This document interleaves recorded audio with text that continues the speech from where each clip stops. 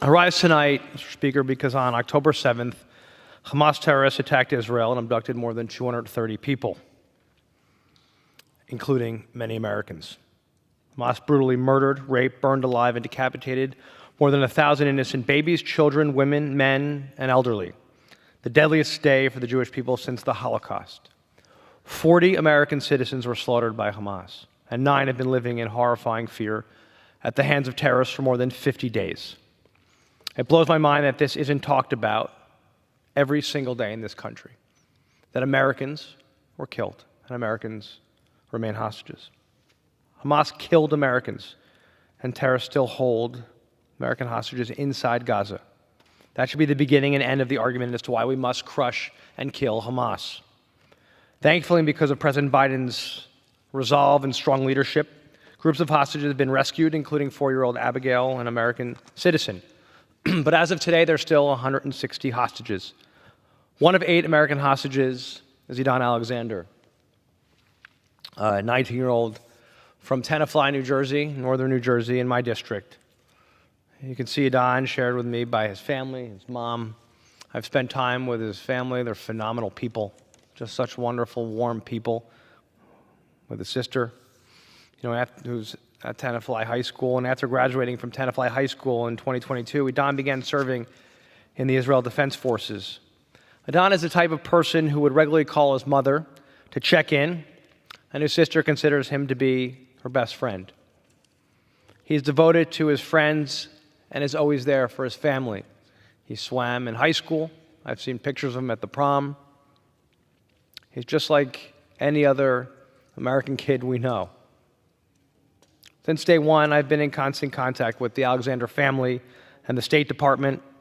Their unimaginable strength in the face of unfathomable pain gives us all great hope. It's time to get all of these hostages home. There are some people who equivocate about Hamas. There should be no equivocation. They are designated by the United States of America as a foreign terrorist organization.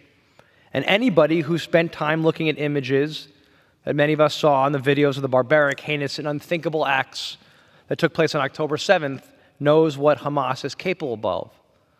Look what they're doing to innocent Palestinian civilians every single day.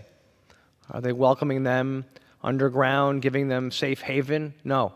They take no responsibility. They use them as innocent people, as human shields. That's what Hamas does. Hamas charter advocates jihad against the Jewish people and the elimination of the Jewish state. Israel is surrounded by terror groups that want to kill their people, including Arab Israelis. Israel is and remains the only vibrant, progressive, and inclusive democracy in the region. They are our key ally because they are critical to our national security and they stand up for values that we share. Strong democratic values. They're key to our fight against terror in the region, against Hezbollah, Palestinian Islamic Jihad, and against Hamas. In Israel, Arab parties serve in the Knesset. Women serve at the highest levels of the military, and the country remains an oasis for LGBTQ people in a region hostile toward the community. It sickens me that some people try to romanticize Hamas. They should be reminded that in Gaza, under Hamas rule, same-sex relations are outlawed. Make no mistake, your life would be at risk every day if you're openly gay in Gaza or the West Bank. Additionally, Hamas's 1988 charter states that Muslim women are important because they, quote, manufacture men, unquote. Hamas even enforces what women wear in public. There's also no law in Gaza that criminalizes violence against women within the family, including sexual violence. Hamas allows honor killings, the murder of women and the girls accused of what they call, quote, immoral sexual conduct. Yet it took UN Women a month and a half to recognize that women and girls were raped in Israel. And even then, they still refused to mention Hamas. Do they not believe the fact that Hamas terrorists committed horrifying and unspeakable acts against innocent girls and women, including many that we've seen images of? And as you see all of these hostages being released, you can't imagine what they've been through.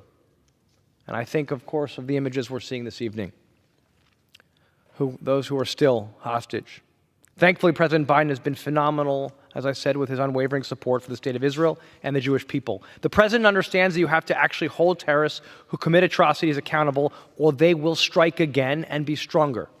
Hamas terrorists have made it clear, their leadership has said that they will not back down and are committed to, quote, a second, third, and fourth October 7th against Israel. So let me conclude by saying we must stand by our key ally to get all hostages home, crush the terrorists, and provide humanitarian aid to innocent Palestinian civilians being used by Hamas as human shields. Israel must eliminate every single terrorist responsible for the atrocities committed on October 7th, and we must get these hostages home.